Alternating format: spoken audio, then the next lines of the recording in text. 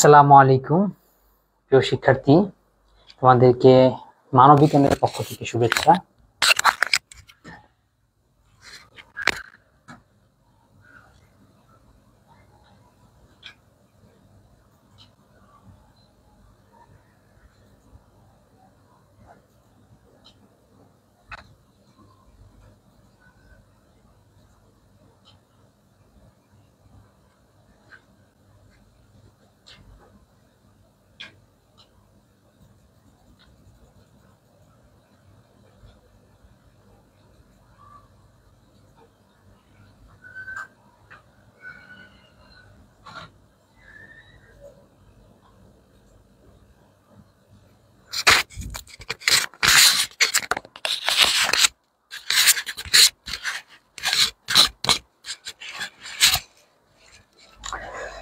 হ্যাঁ, তাহলে তোমরা কি দেখতে পাচ্ছ? সারাংশ, সারমর্ম এবং হচ্ছে ভাব সম্প্রসারণ। আজকে আমরা এই দুইটি বিষয় নিয়ে আলোচনা করব, সারাংশ, সারমর্ম এবং হচ্ছে ভাব সম্প্রসারণ। তাহলে কি আলোচনা করা যেতে পারে? এখানে আলোচনা করার অনেক কিছু রয়েছে। ভাব সম্প্রসারণে নাম্বার কিভাবে পেতে হয়, এবং দেখো ভাব সম্প্রসারণটা কি। আমাদের এখানে এরকম কিউআর কোড রয়েছে, এটা হলো খাতা দেখার ভিডিও। স্টুডেন্টরা যে ভাব সম্প্রসারণ লিখেছে, সেই ভাব সম্প্রসারণে কার কেমন হচ্ছে, কেমন ভুল হয়েছে, কেমন সঠিক হয়েছে, সেই বিষয়ে আর কি লেখা। তাহলে এই যে আমরা ভাব সম্প্রসারণ লিখেছি, এটা উদাহরণ দেওয়া, কোন ধরনের প্রশ্ন আসলে কিভাবে লিখতে হবে, ভাব সম্প্রসারণটা জীবনে আসলে কোথায় কাজে লাগে, এগুলো পরীক্ষায় হয়তো তোমার এটা আসবে না, কিন্তু এটা জানা থাকলে তোমাকে এটাকে ধারণ করতে সুবিধা হবে। এটাতে অল্প সময়ে অনেক বেশি পড়ে ফেলার বা আত্মস্থ করে ফেলার সুবিধা অর্জন হবে। এখানে কিছু রয়েছে ভাব সম্প্রসারণে উচ্চ নাম্বার পাওয়ার কিছু কার্যকরী কৌশল। তুমি ভাব সম্প্রসারণে ভালো একটা নাম্বার পেতে চাচ্ছ, এই নাম্বার পাওয়ার জন্য তোমাকে কি করতে হবে, এরকম কিছু কৌশল এখানে উল্লেখ করা আছে। তাহলে আমরা কি এখানে নিশ্চয়ই বুঝতে পারলাম যে ভাব সম্প্রসারণের আমরা এই শীটটাকে কত সুন্দর করে সাজিয়ে রেখেছি। তো এই যে শীটটা লাগে অবশ্যই কমেন্ট করবে, শীটটা লাগে কমেন্ট করলে দেওয়া হবে, এরকম কিছু আমি বলবো না, বলার কিছু নেই, কারণ এটা ইতিমধ্যে আমাদের ওয়েবসাইটে দেওয়াই আছে ফ্রি। তোমরা সেখানে গিয়ে বাংলা সেকেন্ড পেপারের যে কোর্স, সেই কোর্সটা দেখলে তোমরা পেয়ে যাবা। এবার আসি ভাব সম্প্রসারণে যা যা করতে হবে। এখানে সেই নিয়মগুলো আছে যে ভাব সম্প্রসারণে যে ভালো নাম্বার পেতে চাও কি করতে হবে, এবং ভাব সম্প্রসারণে কি কি করা যাবে না, ভাব সম্প্রসারণে কি কি করলে পরে তোমার নাম্বার কেটে দেওয়া হবে, সেই বিষয়গুলো এখানে দিয়ে দেওয়া আছে।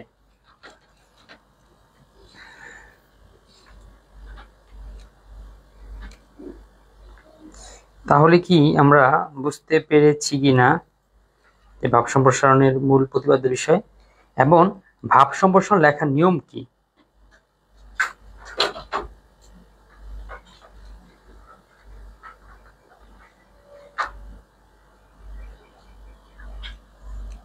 আচ্ছা, ভাব সম্প্রসারণ কি কাজে লাগে প্রশ্ন করেছে মাহাদি হাসান। আর স্যার সিট কোথায় পাবো?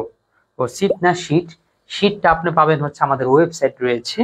আমাদের ওয়েবসাইটে আমি যে আপনাদের দেখাই, এই যে আমাদের ওয়েবসাইট মানবিজ্ঞান ওয়েবসাইটও আছে, এবং আমাদের কিন্তু এটা হাতের মুঠো অ্যাপসও আছে।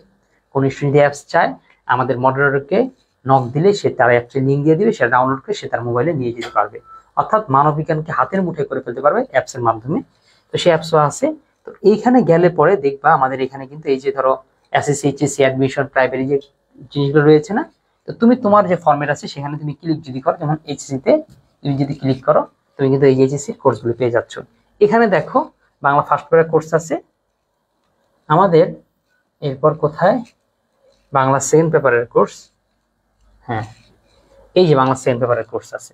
তুমি এখানে যাও, এইখানে গিয়ে এই যে প্রতিটা টপিকের নিচে যে প্রশ্ন আছে, যেমন আজকে লেকচার 6 চলতেছে ভাব সম্প্রসারণ আর সারাংশ, যে ক্লিক করলাম, এই দেখো সারাংশ আর ভাব সম্প্রসারণ চলে আসছে। এই যে আমি যদি ক্লিক করি, এই যে আমার সারাংশ শীটটা চলে আসবে। খুব আরামেই কিন্তু পড়তে পারো, এখানে অন্য কোনো প্ল্যাটফর্মের মতন না, আমরা কিন্তু আমাদের মতন করে এভাবে করে এরকম শীট পেতে পারি। ঠিক আছে, যেরকম করে শীটগুলো তুমি এখান থেকে পড়ে নিতে পারো, যত ইচ্ছা তত পড়ে নিতে পারবে, একদম ফ্রি। তাহলে আমরা বুঝতে পেরেছি শীট আমরা কোথায় পাবো। এখন আগে তোমরা একটা কমেন্ট আমি চাই যে আগে কোনটা পড়তে চাও, ভাব সম্প্রসারণ নাকি সারাংশ, কোনটা হলে তোমাদের জন্য ভালো হয়, এটা একটু দ্রুত আমাকে জানাও।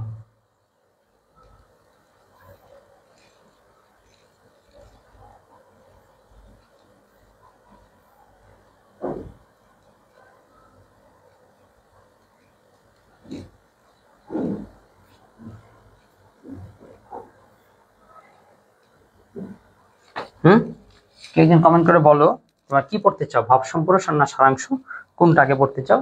যেটা পড়তে চাও সেটা সম্পর্কে আলোচনা করব।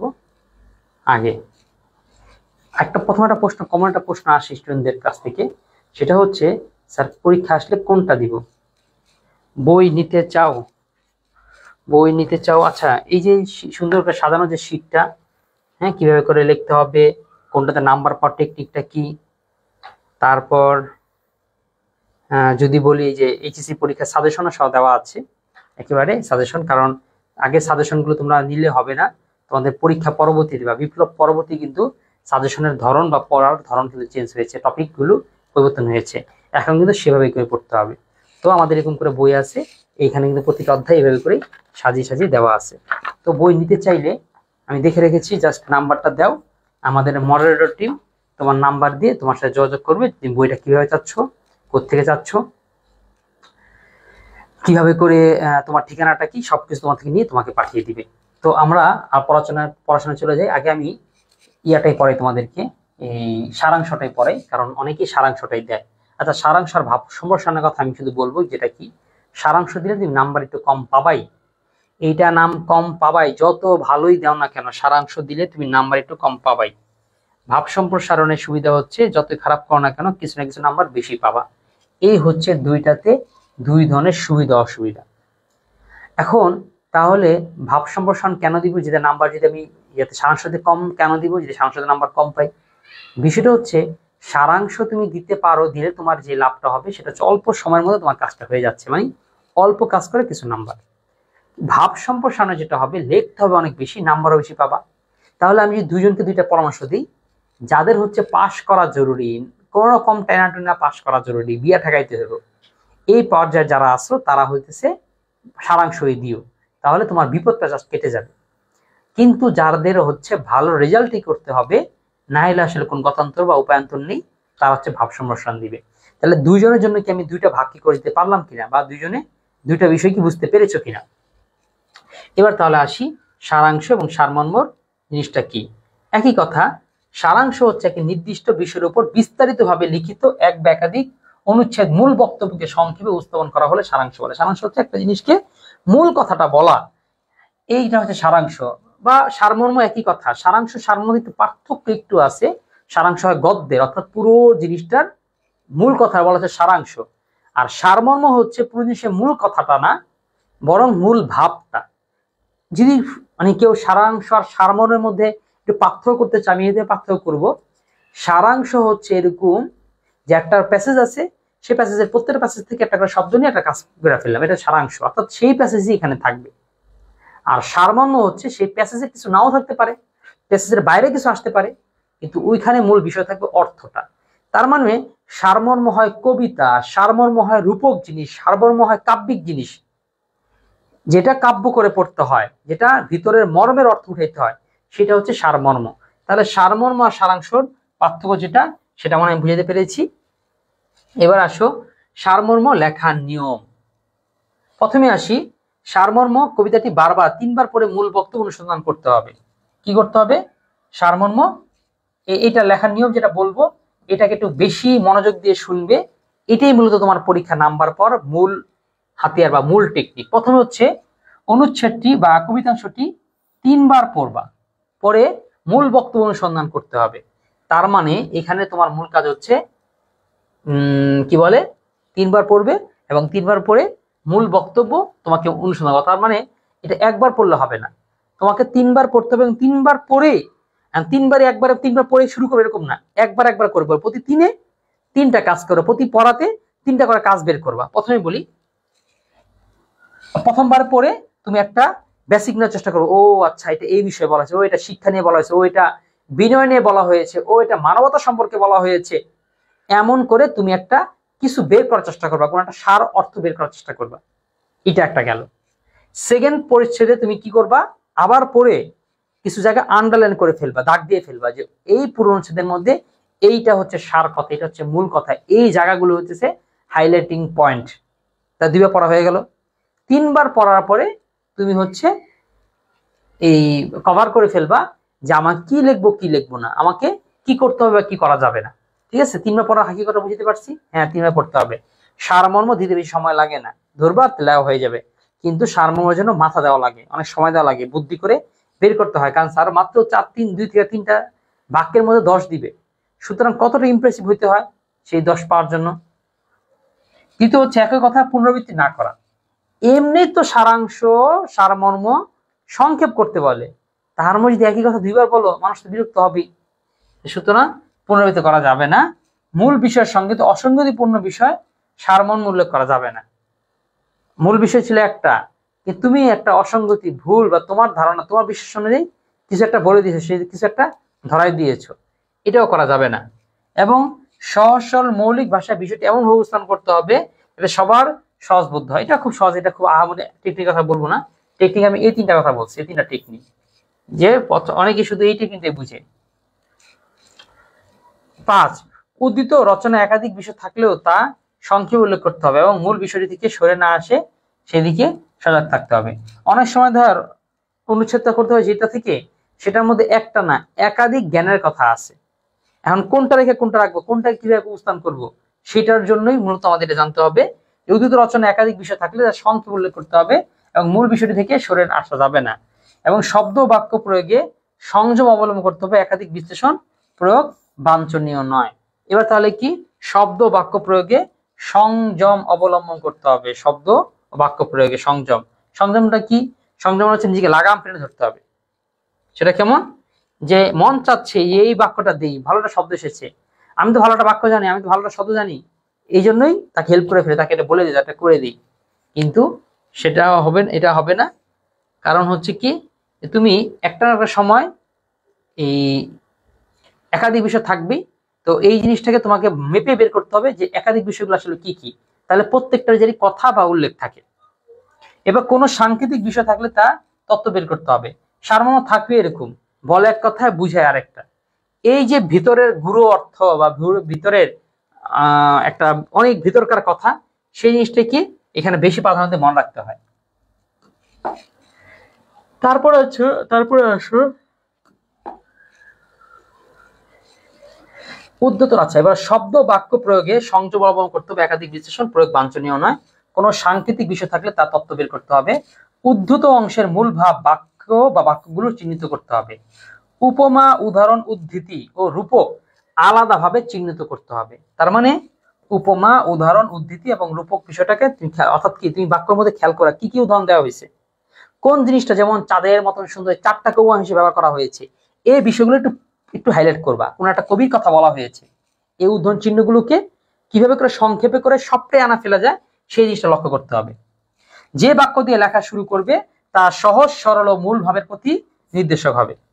লেখার পর কয়েকবার পড়ে নিশ্চিত হবে যে প্রয়োজনীয় কোনো কিছু বাদ যায়নি, তো যেটা লিখবা সেটা নিজে কয়েকবার পড়বা, পড়ে নিশ্চিত হবা যে কোনো কিছু বাদ যায়নি তো। তারপরে আসি, বাক্যগুলো আলাদাভাবে বোঝার চেষ্টা করতে হবে, শব্দ দেখেও ভাব বস্তু বোঝার চেষ্টা করতে পারো। তার মানে কি, বাক্যগুলো আলাদাভাবে বোঝার চেষ্টা করতে হবে এবং শব্দ দেখেও কি করতে হবে, ভাব বস্তু যেটা সেটা বোঝার চেষ্টা করতে হবে। দ্বিতীয় হচ্ছে সাধারণত সারাংশ বা সারমর্ম 3টি বাক্যে লিখতে হবে। এইটা কিন্তু একটা সুন্দর জিনিস, এই ম্যাপটা কিন্তু কেউ তোমাকে করে দেয় না বা করে দিবে না। সারমর্ম না বেশি লিখতে পারবো না, হ্যাঁ পারবে, এর কমে লিখতে পারবো না, পারবো, কিন্তু একটা স্ট্যান্ডার্ড মাপ বা পরিমাপ তোমাকে ধরে দেওয়া হলো। সাধারণত সারমর্ম সারাংশ 3টা বাক্যের মধ্যে লেখার চেষ্টা করবে। দ্বিতীয় হচ্ছে প্রথম বাক্যেই মূল কথাটা লিখে দিবে, বাকি কথাগুলো এরপরে লিখবে। এটা হচ্ছে সুন্দর জিনিস, আকর্ষণীয় জিনিস। প্রথম বাক্যের মধ্যে আমার মূল কথাটা বলে দাও না, বাকি কথাগুলো আস্তে আস্তে বলো। কোনো ধরনের উপমা ব্যবহার করা যাবে না, যেমন মত যেন নেয়, এই শব্দগুলো বর্জনীয়, এটা যেন অনেক কেটে দেয়। তুমি এটা অন্য ক্ষেত্রে ভাব সমাসনা ব্যবহার করতে পারো, তুমি এটা তোমার উদ্দীপকের মধ্যে থাকতেই পারে যে ওইটা অমুকটার মতন, সেটা হচ্ছে তরবারির মতন ধার, তারপর হচ্ছে নদীর মতন বহমান, অনেক কিছু থাকবে উদ্দীপকের মধ্যে, কিন্তু সারমর্ম করতে গিয়ে সেই উপমা আর ব্যবহার করা যাবে না। ঠিক আছে, এটাও একটা গুরুত্বপূর্ণ বিষয়। এরপর পরপর 2টির বেশি বিশেষণ ব্যবহার করা যাবে না, সারমর্ম যেহেতু সংক্ষেপ করতে বলা হয়, এই জন্য একই জিনিস কয়েক বই শুরু থেকে বলা হয়েছে, এক জিনিস বারবার করা যাবে না। অনেক সময় অনেকে করে একই বিশেষণ কয়েকবার ব্যবহার করে, যেমন অত্যাচারিত নিপীড়িত শোষিত মানুষের পাশে দাঁড়াতে হবে। আরে নিপীড়িত শোষিত অত্যাচারিত সবটাই একই কথা, বাড়ানোর দরকারটা কি? তো ইয়ার মধ্যে সারাংশের মধ্যে এটা করা যাবে না। তারপরে বক্তব্যের বর্ণনা বিশেষণ ক্রিয়াপদ অলঙ্কার উপমা রূপক দৃষ্টান্ত ইত্যাদি অবান্তর। অন্য ক্ষেত্রে আমরা করতে পারি, কিন্তু সারাংশের ক্ষেত্রে বিশেষণ ক্রিয়াপদ অলঙ্কার উপমা মানে যা বাদ দেওয়া যায়, অতিরিক্ত নেওয়াটা সবই অবান্তর। এরপরে বানান নিয়ে সমস্যা দেখা দিলে অবশ্যই ভুলবার না লিখে অন্য কিছু ব্যবহার করবো, তাও ভুলবার না লেখা যাবে না। তাহলে লেখছে অল্প একটু, এখানে একটু বানান ভুলেই অনেক বড় ইফেক্ট পড়বে, অনেক বড় তাসির পড়বে, তোমাকে অনেকখানি নাম্বার কেটে দিবে। বুঝতে পারলাম বোধ হয়। তাহলে এইটা বুঝলেই তোমার মনে করো সারাংশ সারমর্ম লেখা শেষ, পড়া শেষ, তেমন আর কিছু হয় না। এখানে আমি সুন্দর নোটের মধ্যে আমরা আরো কিছু উল্লেখ করেছি, তোমরা যদি দেখতে পারো তোমাদের ভালো হবে। যেমন যখন যেমন কঠিন লাগবে তখন তুমি কি করবা, তখন তুমি এটাকে কিভাবে ইজি করে নিয়ে আসবা, সেরকম কিছু টেকনিক করে দিয়েছি। যে বিশেষ করে কবিতাগুলো তো বোঝা যায় না, এই যে যেখানে বলা আছে যে কবিতা যখন কঠিন মনে হয় তখন কি করতে হবে, এখানে বেশি কিছু পয়েন্ট দেওয়া আছে। কবিতা যখন কঠিন মনে হবে তখন কিভাবে আস্তে আস্তে সিস্টেমে বুঝে বুঝে শব্দ বাক্য দেখে দেখে তুমি উদ্ধার করবে, এটা মূল অর্থটা কি সেই সুন্দর দেওয়া আছে। এবং একটা উদাহরণ দিয়েও ব্যাখ্যা করা আছে যে এইটাকে এইভাবে করে পড়ে এইভাবে করে পড়ে বুঝতে হবে। এবং সারমর্ম লেখায় সতর্কতা, কি কি সতর্ক থাকতে হবে, এটা একটা নাম্বার পাওয়ার জন্য গুরুত্বপূর্ণ। প্রথমত কি কি সতর্ক থাকতে হবে, মূল ভাবের বাইরে অন্য কিছুর অবদান করা উচিত না। তার মানে যা মূল ভাব পড়েছ তাই, ওটাকে আলোকে আরো কিছু বলা যেতে পারে তাও বলা যাবে না। এবং অনুচ্ছেদ সারমর্ম সারাংশ একটা অনুচ্ছেদে লিখবা, একাধিক অনুচ্ছেদ একাধিক বাক্যে পয়েন্ট পয়েন্ট করে লিখবো, এরকম করে কিন্তু যাবে না। আর হচ্ছে পারমিক বাক্য, শুরুর বাক্যটা একটু টুইস্টিং থাকা দরকার, একটু আকর্ষণ হওয়া দরকার। শুরুর বাক্য দিয়েই মানুষ যাতে তার সাহিত্য জ্ঞান তার বুদ্ধিমত্তা এগুলো ধরে ফেলতে পারে। প্রত্যক্ষ উক্তি মানে অর্থাৎ যা তুমি দেখেছো, যা তোমার সাথে ঘটেছে তাই বলতে হবে, অন্য কিছু বানিয়ে অভিজ্ঞতা কথা বলা যাবে না। পুরুষ কি জিনিস, পুরুষ হচ্ছে ইংলিশের যে আমাকে পার্সন বলি, first person, second person, third person, বাংলায় সেটাকে বলে হচ্ছে পুরুষ। তো পুরুষ হতে হবে 5 প্রকার। তো সারমর্ম ও সারাংশের বক্তব্য উত্তম পুরুষ হতে হবে। উত্তম পুরুষ আমি করলাম, আমি গেলাম, আমি এটা করেছি, আমি এটা দেখেছি, এরকম আমি এটা বলতে হবে। সেখানে তুমি তোমরা এরকম করে বলা যাবে না। 6 উদ্ধৃতি, মূল অংশের উদ্ধৃতি থাকলে তার পুনরাবৃত্তি করা যাবে না। উদ্ধৃতি মানে কি, যে কোনো বিখ্যাত ব্যক্তিদের কথাবার্তা থাকলে সেটা থাকবে, কিন্তু এটা পুনরাবৃত্তি করা যাবে না। প্রয়োজন তার ভাবটুকু নেওয়া যেতে পারে, যে সেই উদ্ধৃতি সে যে বুঝাতে চেয়েছিল সেই ভাবটা নিয়েই জিনিসটাকে আবার গুছিয়ে লিখতে হবে। এবং ভাষা সারমর্ম সারাংশ যত সম্ভব ভাষা সহজ ও গুছিয়ে লিখতে হবে। অনেকে লেখে বাক্যগুলোকে কঠিন কঠিন টুইস্টিং করে করে পেঁচিয়ে পেঁচিয়ে অনেক প্যাচ করে, এই প্যাচগুলো করা যাবে না। তাহলে আমাদের সারাংশ লেখার নিয়ম কানুন যা ছিল সেটা শেষ, এখন আর পড়ানোর কিছু নেই। তুমি হচ্ছে এখানে জাস্ট আছে শীটটা যদি নিয়ে নাও পড়তে পারবা, যে এখানে আছে এইচএসসি প্রশ্নের মধ্যে প্রশ্ন কিভাবে পরীক্ষা আসে, প্রশ্ন কিভাবে কি হয় পরীক্ষা আসবে সেটা দেখবা। এবং হচ্ছে তোমাকে উত্তর কিভাবে করতে হবে, এই প্রশ্ন তো আছেই, উত্তরটা তুমি কিভাবে কি করতে পারো সেই বিষয়ে এখানে আলোকপাত করা আছে। তারপরে বিগত সালের প্রশ্নগুলো আছে, পাশ দিয়ে এরকম করে স্টার চিহ্ন দিয়ে তোমার সাজেশন দেওয়া আছে। তুমি তোমার সময় অনুপাতে সাজেশন অনুপাতে যে টপিকগুলো আছে সেই টপিকগুলো সুন্দর করে গুছিয়ে নাও। এই পাশে কিন্তু নাম্বারও দেওয়া আছে কোনটা কোন পৃষ্ঠায়, ঠিক আছে। এবং যে সারাংশগুলো আছে সেগুলোও দেখো কতটা উন্নত মানের চিন্তা দিয়ে করা হয়েছে। বোর্ডটার শেষে কিন্তু এরকম স্টার চিহ্ন দেওয়া আছে।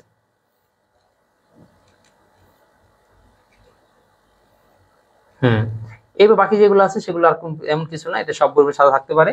আমরা যেটা সাজিয়ে দিয়েছি যে একটা করে সারমর্ম, একটা করে অনুচ্ছেদ, আর সেটা সারমর্ম, এটা তৈরি করতে কত টাকা খরচ হয়েছে সেটা লেখা থাকলো, এবং হচ্ছে এই কুরিয়ার ফি কত। সুতরাং এইটাও তোমরা বুঝতে পেরেছো, জাস্ট খালি বোর্ড কোয়েশ্চেন গুলো আছে, এখানে আবার কিন্তু ভোটের নামগুলো লেখা আছে, যার ফলে তোমাদের জন্য খুবই সহজ হয়ে যাবে বোর্ড পরীক্ষার মতন ধরে ধরে পড়ে ফেলা। তাহলে ওকে, সুজন কমেন্ট করেছেন, এভরিওয়ানকে ধন্যবাদ সুজনকে।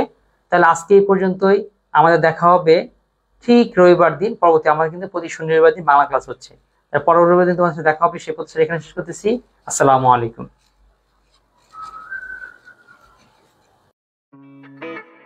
Yo, babe, can you play that song I like? What? This one? Nah.